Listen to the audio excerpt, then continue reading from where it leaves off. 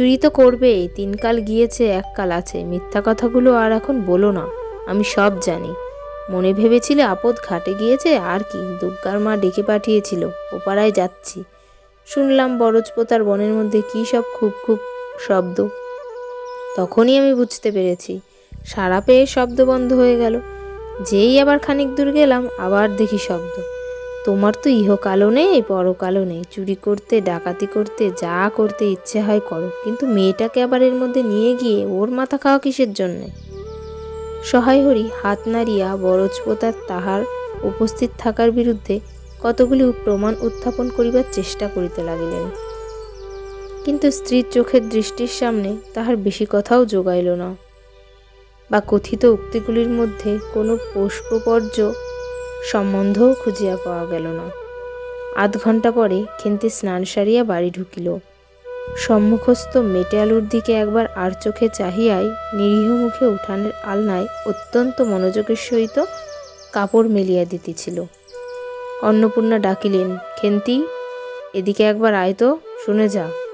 মায়ের ডাক শুনিয়া খেন্তির মুখ শুকাইয়া গেল। সে ইতস্তত করিতে করিতে মার নিকটে আসিলে তিনি জিজ্ঞাসা করিলেন, এই মেটে আলুটা দুজনে মিলে তুলে এনেছিস না? খেন্তি মার মুখের দিকে একটুখানি চাহিয়া থাকিয়া একবার ভূপতিতা মেটে আলুর দিকে চাহিল, পরে পুনরায় মার মুখের দিকে চাহিল, এবং সঙ্গে সঙ্গে ক্ষিপ্র দৃষ্টিতে একবার বাড়ির সম্মুখস্থ বাঁশঝাড়ের মাথার দিকেও চাহিয়া লইল। তাহার কপালে বিন্দু বিন্দু ঘাম দেখা দিল, কিন্তু মুখ দিয়া কথা বাহির হইল না। অন্নপূর্ণা কড়া সুরে বলিলেন, কথা বলছিস নে যে বড়, এ মেটে আলু তুই এনেছিস কি না? খেন্তি বিপন্ন চোখে মার মুখের দিকে চাহিয়াছিল, উত্তর দিল, হ্যাঁ। অন্নপূর্ণা তেলে বেগুনে জ্বলিয়া উঠিয়া বলিলেন, পাজি, আজ তোমার পিঠে আমি আস্ত কাঠের চেলা ভাঙব, তবে ছাড়ব। বরজপোতার বনে গিয়েছে মেটে আলু চুরি করতে, সমস্ত মেয়ে বিয়ের যোগ্যী হয়ে গেছে কোন কালে, সেই এক গলা বিজন বন যার মধ্যে দিন দুপুরে বাঘ লুকিয়ে থাকে, তার মধ্যে থেকে পরের আলু নিয়ে এলে তুলে। যদি গোসাইরা চৌকিদার ডেকে তোমায় ধরিয়ে দেয়, তোমার কোন শ্বশুর এসে বাঁচাতো তোমায়? আমার জোটে খাবো, না জোটে খাবো না, তা বলে পরের জিনিসে হাত, এমে আমি কি করব মা? 2-3 দিন পরে একদিন বৈকালে ধুলামাটি মাখা হাতে খেন্তি মাকে আসিয়া বলিল, মা মা, দেখবে এসো। অন্নপূর্ণা গিয়া দেখিলেন ভাঙা পাঁচিলের ধারে যে ছোট খোলা জমিতে কতগুলো পাথরকুচি ও কলটিকারির জঙ্গল হইয়াছিল, খেন্তি ছোট বোনটিকে লইয়া সেখানে মহা উৎসাহে তরকারির আওলাদ করিবার আয়োজন করিতেছে, এবং ভবিষ্যম্ভাবী নানাবিধ কাল্পনিক ফলমূলের অগ্রদূতস্বরূপ বর্তমানে কেবল একটিমাত্র শীর্ণকায় পুঁইশাকের চারা কাপড়ের ফালির গ্রন্থিবন্ধ হইয়া ফাঁসি হইয়া যাওয়া আসামির মতো ঊর্ধ্বমুখে একখণ্ড শুষ্ক কঞ্চির গায়ে ঝুলিয়া রহিয়াছে। ফলমূলাদির অবশিষ্টগুলি আপাতত তার বড় মেয়ের মস্তিষ্কের মধ্যে অবস্থিতি করিতেছে, দিনের আলোয় এখনো বাহির হয় নাই। অন্নপূর্ণা হাসিয়া বলিলেন, দূর পাগলি, এখন পুঁই ডাঁটার চারা পোতে কখনো? বর্ষাকালে পুঁততে হয়, এখন যে জল না পেয়ে মরে যাবে। খেন্তি বলিল, কেন, আমি রোজ জল ঢালবো। অন্নপূর্ণা বলিলেন, দেখ, হয়তো বেঁচে যেতেও পারে, আজকাল রাতে খুব শিশির হয়, খুব শীত পড়িয়াছে। সকালে উঠিয়া সহায় হরি দেখিলেন তাহার 2 ছোট মেয়ে দোলায় গায়ে বাঁধিয়া রোদ উঠিবার প্রত্যাশায় উঠানের কাঁঠাল তলায় দাঁড়াইয়া আছে। একটা ভাঙা ঝুড়ি করিয়া খেন্তি শীতে কাঁপিতে কাঁপিতে মুখুজ্জে বাড়ি হইতে গোবর কুড়াইয়া আনিল। সহায় হরি বলিলেন, হ্যাঁ মা খেন্তি, তা সকালে উঠে জামাটা গায়ে দিতে তোর কি হয়, দেখ দিকি, এই শীত।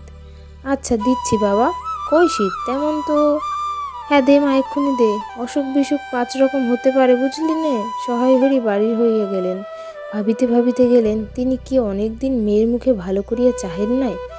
খেন্তির মুখ এমন সুশ্রী হইয়া উঠিয়াছে, জামার ইতিহাস নিম্নলিখিত রূপ বহু বৎসর অতীত হইল। হরিপুরের রাসের মেলা হইতে সহায় হরির কালো সার্জের এই 2.5 টাকা মূল্যের জামাটি ক্রয় করিয়া আনেন। ছিঁড়িয়া যাইবার পর তাহাতে কতবার রিপু ইত্যাদি করা হইয়াছিল। সম্প্রতি গত বৎসর হইতে খেন্তির স্বাস্থ্যোন্নতি হওয়ার দরুন জামাটি তাহার গায়ে হয় না। সংসারের এসব খোঁজ সহায় হরি রাখিতেন না। জামার বর্তমান অবস্থা অন্নপূর্ণারও জানা ছিল না, কিন্তু নিজস্ব ভাঙা টিনের তোরঙ্গের মধ্যেই উহা থাকিত। পৌষ সংক্রান্তি। সন্ধ্যাবেলা অন্নপূর্ণা একটা কাশির চালের গুঁড়া ময়দা ও গুড় দিয়া চটকাইতেছিলেন। একটা ছোট বাটিতে এক বাটি তেল। খেন্তি কুড়ানির নিচে একটা কলার পাত পারিয়া এক থাল নারিকেল কুড়িতেছে। অন্নপূর্ণা প্রথমে খেন্তির সাহায্য লইতে স্বীকৃত হন নাই, কারণ সে যেখানে সেখানে বসে, বনবাদারে ঘুরিয়া ফেরে, তাহার কাপড় চোপড় শাস্ত্রসম্মত ও সূচি নহে। অবশেষে খেন্তি নিতান্ত ধরিয়া পাড়ায় হাত পা ধোয়াইয়া ও শুদ্ধ কাপড় পরাইয়া তাহাকে বর্তমান পদে নিযুক্ত করিয়াছেন। ময়দার গোলা মাখা শেষ হইলে অন্নপূর্ণা উনুনে খোলা চাপাইতে যাইতেছেন। ছোট মেয়ে রাধি হঠাৎ ডান হাতখানা পাতিয়া বলিল, মা, ওই একটু। অন্নপূর্ণা বড় গামলাটা হইতে একটুখানি গোলা তুলিয়া লইয়া হাতের আঙুল পাঁচটি দ্বারা একটি বিশেষ মুদ্রা রচনা করিয়া সেটুকু রাধির প্রসারিত হাতের ওপর দিলেন। মেজো মেয়ে পুটি অমনি ডান হাতখানা কাপড়ের তাড়াতাড়ি মুছিয়া লইয়া মার সামনে পাতিয়া বলিলেন, মা, আমায় একটু। খেন্তি সূচিবস্ত্রে নারকেল কুড়িতে কুড়িতে লুব্ধ নেত্রের মধ্যে মধ্যে এদিকে চাহিতেছিল। এ সময় খাইতে চাওয়ায় মা পাছে বকে, সেই ভয়ে চুপ করিয়া রহিল। অন্নপূর্ণা বলিলেন, দেখি নিয়ে আয় খেন্তি ওই নারকেল মালাটা, ওতে তোর জন্য একটু রাখি।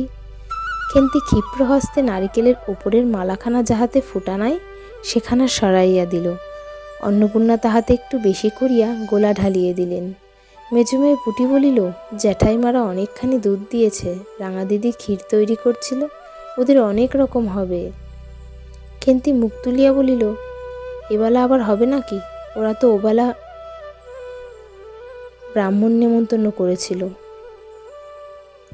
সুরেশ কাকাকে আর ও পাড়ার তিনুর বাবাকে। ওবেলা তো পায়েস, ঝোলপুলি, মুক্তোক্তি এসব হয়েছে।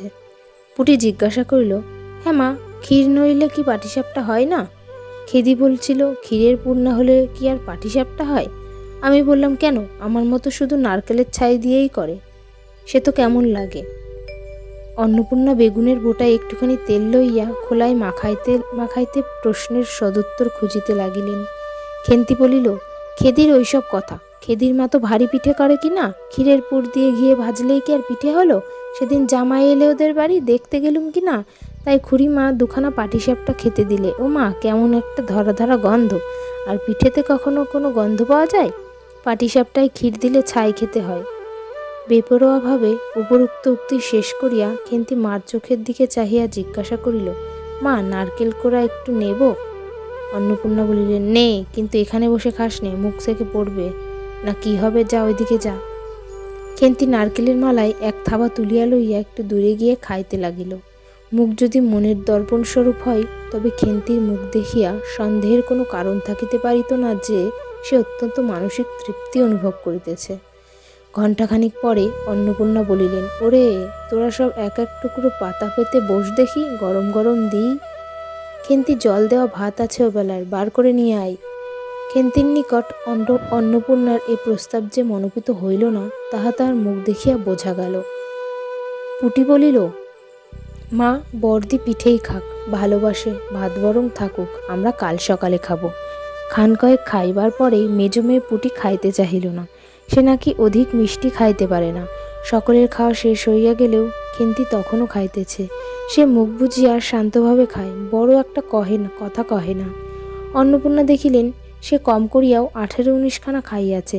জিজ্ঞাসা করিলেন, খেন্তি, আর নিবি? খেন্তি খাইতে খাইতে শান্তভাবে সম্মতিসূচক ঘাড় নাড়িল। অন্নপূর্ণা তাহাকে আরও খান কয়েক দিলেন। খেন্তির মুখ চোখ ঈষৎ উজ্জ্বল দেখাইল। হাসি বাড়া চোখে মার দিকে চাহিয়া বলিল, বেশ খেতে হয়েছে মা, ওই যে তুমি কেমন ফেনিয়ে নাও, ওতেই কিন্তু। সে পুনরায় খাইতে লাগিল। অন্নপূর্ণা হাতা খুন্তি চুলি তুলিতে তুলিতে সস্নেহে তার এই শান্ত নিরীহ একটু অধিক মাত্রায় ভোজনপটু মেয়েটির দিকে চাহিয়া রহিলেন। মনে মনে ভাবিলেন, খেন্তি আমার যার ঘরে যাবে তাদের অনেক সুখ দেবে। এমন ভালো মানুষ, কাজকর্মে বকো, মারো, গাল দাও, টু শব্দটি মুখে নেই। উঁচু কথা কখনো কেউ শোনেনি। বৈশাখ মাসের প্রথমে সহায়হরির এক দূরসম্পর্কীয় আত্মীয়র ঘটকালিতে খেন্তির বিবাহ হইয়া গেল। দ্বিতীয় পক্ষে বিবাহ করিলেও পাত্রটির বয়স 40-এর খুব বেশি কোনো মতেই হইবে না। তবুও প্রথমে এখানে অন্নপূর্ণা আদৌ ইচ্ছুক ছিলেন না, কিন্তু পাত্রটি সঙ্গতিপূর্ণ। শহর অঞ্চলে বাড়ি, সিলেট, চুন ও ইটের ব্যবসায় 2 পয়সা নাকি করিয়াছে। এরকম পাত্র হঠাৎ মেলাও বড় দুর্ঘটনা কি না। জামাইয়ের বয়স একটু বেশি। প্রথমে অন্নপূর্ণা জামাইয়ের সম্মুখে বাহির হইতে একটু সংকোচ বোধ করিতেছিলেন। পরে পাছে খেন্তির মনে কষ্ট হয়, এই জন্য বরণের সময় তিনি খেন্তির সুপৃষ্ট হস্তখানি ধরিয়া জামাইয়ের হাতে তুলিয়া দিলেন। চোখের জলে তাহার গলা বন্ধ হইয়া আসিল, কিছু বলিতে পারিলেন না। বাড়ির বাহির হইয়া আমলকিতলায় বেহারার সুবিধা করিয়া লইবার জন্য বরের পালকি একবার নামাইল। অন্নপূর্ণা চাহিয়া দেখিলেন বেড়ার ধারে নীল রঙের মেদি ফুলের গুচ্ছগুলি যেখানে নত হইয়া আছে, খেন্তির কম দামের বালুচুরের রাঙাচেলির আঁচলখানা পালকির বাহির হইয়া সেখানে লুটাইতেছে। তার এই অত্যন্ত অগোছালো, নিতান্ত নিরীহ এবং একটু অধিক মাত্রায় ভোজনপটু মেয়েটিকে পরের ঘরে অপরিচিত মহলে পাঠাইতে তার বুক উদ্বেল হইয়া উঠিতেছিল। খেন্তিকে কি অপরে ঠিক বুঝিবে? যাইবার সময় খেন্তি চোখের জলে ভাসিতে ভাসিতে সান্ত্বনার সুরে বলিয়াছিল, মা, আষাঢ় মাসেই আমাকে এনো, বাবাকে পাঠিয়ে দিও, 2 মাস তো। ও পাড়ায় ঠানদিদি বলিলেন, তোর বাবা তোর বাড়ি যাবে কেন রে, আগে নাতিপুতি হোক তবে তো। খেন্তির মুখ লজ্জায় রাঙা হইয়া উঠিল। জল ভরা ডাগর চোখের ওপর একটুখানি লাজুক হাসির আভা মাখাইয়া সে একগুঁয়েমি সুরে বলিল, না, যাবে না বই কি, দেখো তো কেমন না যান। ফাল্গুন চৈত্র মাসের বৈকাল বেলা উঠানের মাচায় রৌদ্রে দেওয়া আমশক্ত তুলিতে তুলিতে অন্নপূর্ণার মন হু হু করে উঠিত। তার অনাসারী লোভী মেয়েটি আজ বাড়িতে নাই, যে কোথা হইতে বেড়াইয়া আসিয়া লজ্জাহীনার মতন হাতখানি পাতিয়া মিনতির সুরে অমনি বলিবে, মা, বলবো একটা কথা। ওই কোনটা ছিঁড়ে একটুখানি। 1 বছরের ওপর হইয়া গিয়াছে, পুনরায় আষাঢ় মাস, বর্ষা বেশ নামিয়াছে। ঘরের দাওয়ায় বসিয়া সহায়হরি প্রতিবেশী বিষ্ণু সরকারের সহিত কথা বলিতেছেন। সহায়হরি তামাক সাজিতে সাজিতে বলিলেন, ও তুমি ধরে রাখো, ওরকম হবেই দাদা। আমাদের অবস্থার লোকের ওর চেয়ে ভালো কি আর জুটবে? বিষ্ণু সরকার তালপাতার চাটাইয়ের ওপর উবু হইয়া বসিয়াছিলেন। দূর হটতে দেখিলে মনে হইবার কথা তিনি রুটি করিবার জন্য ময়দা চটকাইতেছেন। গলা পরিষ্কার করিয়া বলিলেন, না, সব তো, আর তাছাড়া আমি যা দেব নগদই দেব। তোমার মেয়েটির হয়েছিল কি? সহায়হরি হুকাটায় 5-6টি টান দিয়া কাশিতে কাশিতে বলিলেন, বসন্ত হয়েছিল শুনলাম, ব্যাপার কি দাঁড়ালো বুঝলে? মেয়ে তো কিছুতে পাঠাতে চায় না, 250 আন্দাজ টাকা বাকি ছিল, বললে ও টাকা আগে দাও তবে মেয়ে নিয়ে যাও, একেবারে চামার। তারপরে বললাম, টাকাটা ভায়া ক্রমে ক্রমে দিচ্ছি, পুজোর তত্ত্ব কম করেও 30 টাকার কম হবে না।